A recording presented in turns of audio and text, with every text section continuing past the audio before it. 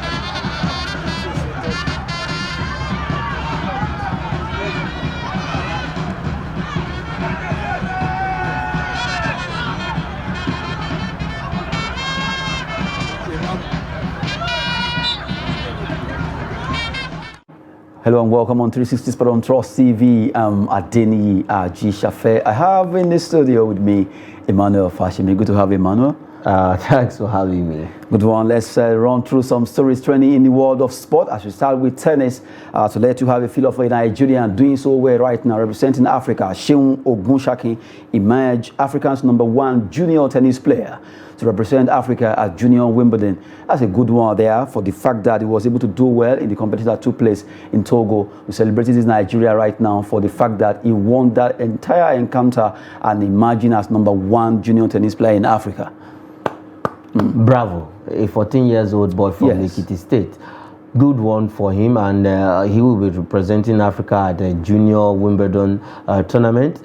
This is how the likes of Novak Djokovic, Rafael Nadal, and the rest of them started, and it's good that we're having our own Nigerian to represent the whole continent of Africa at the biggest stage right there in England. So congratulations to this boy. We want more success, and if he goes to the Wimbledon and does well, who says we can after this stage we should be looking forward to see this young man playing in the main men's draw at Wimbledon and other Grand Slams in the world. So is a good one, and for the fact that he has done well for himself and Nigeria and Africa as a whole, I would just urge him and his coaches, they should not rest. They should keep training and putting this boy in good shape. Well, while putting the boy in good shape is very good, I love the fact that he will be going to Wimbledon, at least to play as a junior tennis from Nigeria. That would be an eye-opener for the rest of Nigerian young talent who are into tennis, to see that if Seun Ogunṣaki could do it, I can also do it, either male or female. Yes, that was why at some point I had to question one of the tournaments here that normally comes after, because for you to have the ATP status, you must have the tournament must have been up to, I think, 40 years up and running, and which we have seen one of the tournament there, the CBN Classic, has been up to that standard. So I questioned sometimes ago, I questioned that by this time we should have that event as an ATP event where you have to see the big names coming to play in Nigeria. Even though not the ATP 1000, it should have the status of ATP 500. So then I got the response that they are working towards that there are a lot of procedures. But overall for this young man, I think after this stage, what we should be looking up to, as in the next stage now, should be that he will be playing in the senior men's event, where he will have to go for other ATP's event and then Grand Slam. So for the fact that he has won the African Junior Championship, it's just too good for Nigeria and Africa as a whole, because we only have about 3 Ons Jabeur and then Kevin Anderson of South Africa playing in some of these Grand Slams in the world that is representing Africa. So we need to see more of our African players playing in all these in the biggest tennis events in the world. So we shouldn't just have 2 of them flying the African continent flag high in all of these events. So if we have our own Nigerian up there, the likes of Mary Love and the rest of them have why are they not playing in all of these events? So the answers I've gotten that there are a lot of procedures that are involved. So for this young man, I think he has paved way for others to follow. Even the senior tennis player, this young man has opened doors for them to aim high.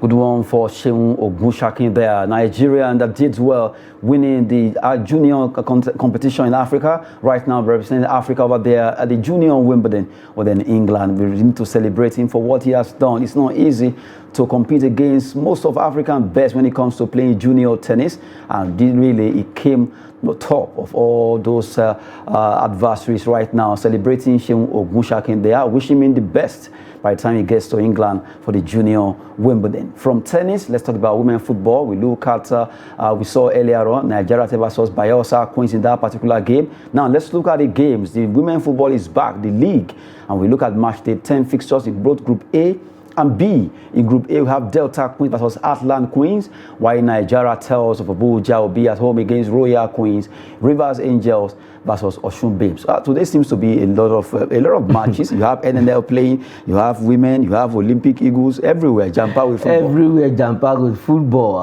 That is almost all the cities in Nigeria. All the cities in Nigeria is 1 or 2 football event is going on, and that's a good one. The elections are over.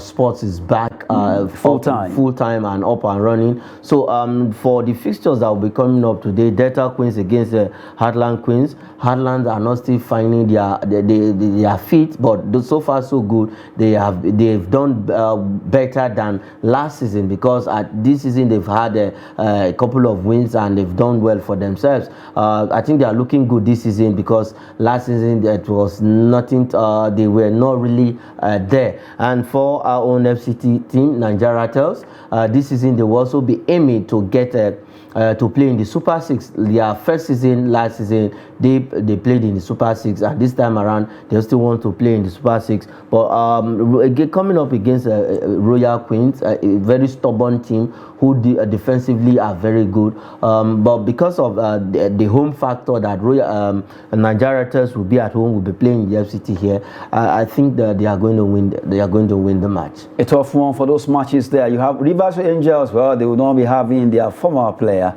who right now has moved on. Deborah Abiodun has joined the University of Pittsburgh University there. That's their football club. Right now, no more with Rivers Angels. They'll be playing away to Osun Babes in Osogbo. Nigeria Tales host Royal Queens in Abuja. Delta Queens, can they defeat Heartland Queens? Let's see the battle of the Queens there. Quickly, let's look at Group B. Those matches will be coming up in Group B.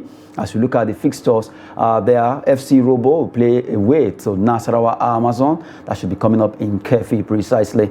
Abia Angels versus Ibom Angels. Edo Queens play away to Conference Queen in Group B. Well, Edo Queens are top in that group, followed by Nasarawa Amazon. But a big task for Nasarawa Amazon against FC Robo Queens, while they play that match over there in Kefi. For Abia Angels versus Ibom Angels, that's a battle of the South-South versus Southeast Angels. Yes, so the Angels are coming from the Southeast, and then the Angels, the Queens, Conference Queens, local Jack versus Edo Queens. Edo Queens, that is another battle of the Queens, who takes the day. And for Edo Queens, they understand when it comes to the women football. At some point when they sacked their coach before they had to hire a new coach. Coming up against Conference Queens of Kogi, it's a bit dicey for Edo Queens in that particular match. But overall, I think Edo Queens can hold their own. And Nasarawa Amazons, you mentioned it against FC Robo team. If Nasarawa Amazons should just watch this particular game, because FC Robo at some points they are spoilers when it comes to the league. They are spoilers. They will not want to go to the Super 6, but they want to spoil things for you. But it's good that the women also, their league is this season something good has actually happened in the women's league.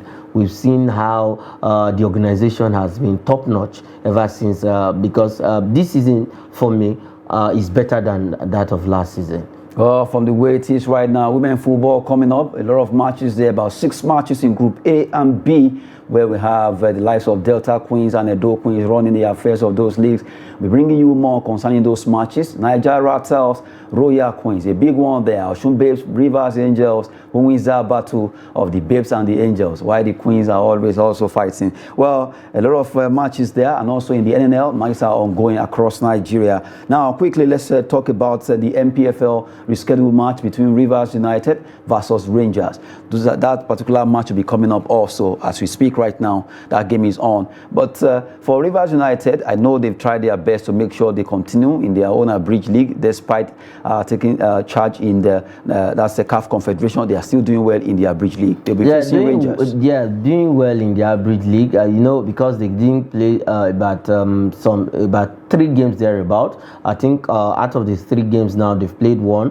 They are going to play the second one, left with 1. They are second on the table because of their continental engagement. And for Rivers United, they've been better, they've been doing well, and all of these, their performances boils down to motivation that the team has been getting from the state government and from the governor of the state. So all we need all we just need right now is for all Nigerian club side to be doing well, even at home, and then when it gets to the continent, they should do well, because they are the only side left in the continent. So the last time we had this kind of success in the continent was with Enyiba, who won the CAF Champions League back-to-back. So it's way along for us. But for Rivers United coming up against Heartland FC, I see them taking all the 3 points, because Heartland also has not really been fantastic this season. If you look at their standing,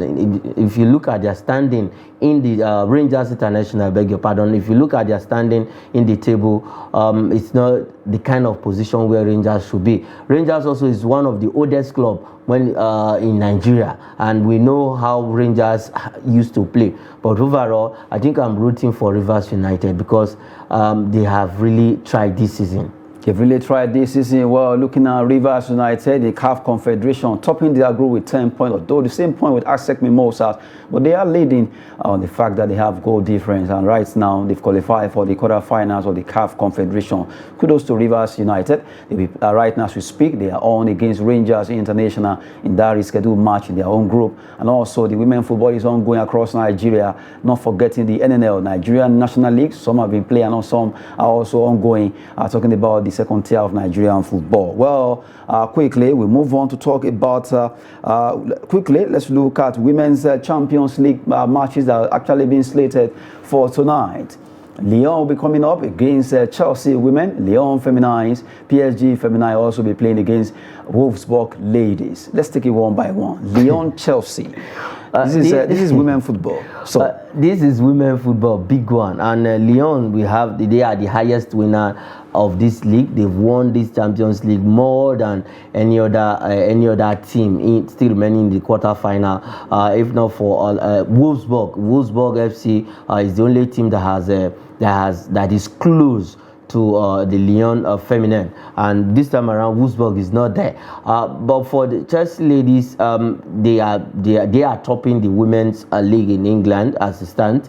It's looking good for them, but they have an uphill task against the Lyon Feminines, because this team, I think they understand when it comes to the Champions League, they are like the Real Madrid of the Champions League, that for the Lyon ladies. So it's an interesting encounter for me, and for Chelsea, for Simon Kerr and her team. I think they need to really get it right now, because they were dumped out of the, I think this same stage about last 2 seasons ago, and last season they came close, but for FC Barcelona actually stopped them from not getting to the final. But for Chelsea, they have their hands full playing against the Lyon ladies. A big one coming up for the women football. Really, it's going to be a tough one. You look at Lyon against Chelsea women. Can they win that particular game? We're talking about matches coming up in the UEFA Women's Champions League quarterfinal. Wolfsburg of Germany away to PSG at the Parc des Princes. Who will also win this battle? It's a big one. Questions for those players who will come out right now to showcase their talent in the women's football. Good one for Barcelona. The first leg right now, they won that game by a long goal, and right now they are leading. Talking about Barcelona Femenino, where Cesar Oshuala player trade against Roma. I have Bayern women also defeating Arsenal women by a long goal in also their own encounter there. Now, leaving the women football, that's Champions League, let's talk about a player. While playing football, he was able to run through almost all the big clubs in Europe. Real Madrid, Man City, Arsenal. He played for Monaco. Let's talk about Emmanuel Adebayor. Emmanuel Adebayor retires from football at the age of 39. He has seen it all. He went around winning African Footballer of the Year, also doing well in so many areas of football. Now, let's look at his career while he was playing football. Let's look at Emmanuel Adebayor's career. 659 games in all, and he scored 236 goals for clubs and country.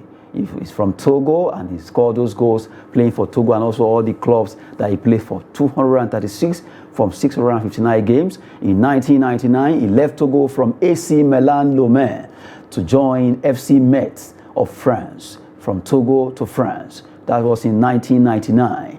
And from Monaco, from Metz, he moved to Monaco, from Monaco to Arsenal to Manchester City, and then he moved to join Real Madrid on loan from Manchester City for 6 months. Then from there he moved to Tottenham Hotspur, Crystal Palace, Başakşehir, the one they call Istanbul Başakşehir of Turkey. Then he moved to Kayserispor, also of Turkey, Olympia Asuncion, and he also joined AC Semasi of Togo. When he returned from Europe to his home country, that's Togo, to join AC Semasi, where he played his last club football. Togo's all-time top scorer with 26 goals in 65 international matches, and he also did well to win 5 times as Togolese Footballer of the Year. African Footballer of the Year once in 2008, Emmanuel Adebayor. Well, originally, you can't take that away. He actually said it, that he knows he's from Nigeria, but he plays for, he grew up in Togo, and he plays for Togo. Yes, Emmanuel Adebayor, a man who has been likened to our own Papilo Kanu Nwankwo, likes for likes, with the same height and style of, a little bit of style of the same pattern of play. A very beautiful career for him, won the African Footballer of the Year in 2008, 26 goals in 65 caps for the national team. He's one of the biggest players to come out of Togo, well celebrated, and his last sojourn in abroad, I think that was Olympia Asuncion. I think that was in Paraguay, thereabout, before coming down to play for his home team. And it's just good for when you have sojourn out there and you come back home, bringing your experience. Tell the young ones this is how it is. If you keep your head low, humble yourself, you can hit the sky. And that is what Emmanuel Adebayor has done. Congratulations to him. At the age of 39, 39, I beg your pardon, he has hung his boot, and a beautiful one, beautiful game. We cannot say, when you mention all the African stars when it comes to football, Emmanuel Adebayor's name rings the bell. Emmanuel Adebayor's name there, for the fact that he right now dropping his own boots. He won't be lacing boot for football anymore, except for just for at least fun. At least right now, we have to appreciate what he has done when it comes to football for his country, Togo, and also all those clubs that he played for. Well, happy retirement to Emmanuel Adebayor there. Let's talk about some gossip in the world of football before we wrap it up. A particular player called Exo Disasi that plays for Monaco as a centre back is right now interested in Manchester United as a step up interest in that particular player, Exo Disasi. Yeah, Disasi was very good in the World Cup. Had some couple of games in the World Cup, and I watch him. He's a very strong defender. And for Manchester United, they are trying to see how they can have a cover-up for, because Harry Maguire time in that team, I think, is over, because he's not getting the playing time. And you know, Varane is aging and also is an injury-prone player, so they need a backup for these two guys, and then for the young man Martinez, who is also there. So for Manchester United, they are trying to see who they can get on their side, because by next season they will still be competing in all of the competition. If they qualify for the Champions League, if they are in the Europa League, so a lot of competition. So they are trying to see who they can get right now to have maybe a second person for two person for each department of the field. Well, good one there. If Man United can get the Disasi, that will be a good one, at least being added to that particular club, the Red Devils. Now, let's look at a player that right now you can describe as hotter than fire, Victor Osimhen. Well, PSG, they've joined the bandwagon of clubs looking for his signature right now. It was before earlier mentioned that Manchester United, they are interested, Manchester City, and a host of other clubs after this Napoli striker. But right now, PSG also, they've thrown their own cap into the ring. They are considering move for Napoli and Nigerian striker Victor Osimhen. Let me add D there. Will Victor Osimhen be ready to go back to France? Is his decision.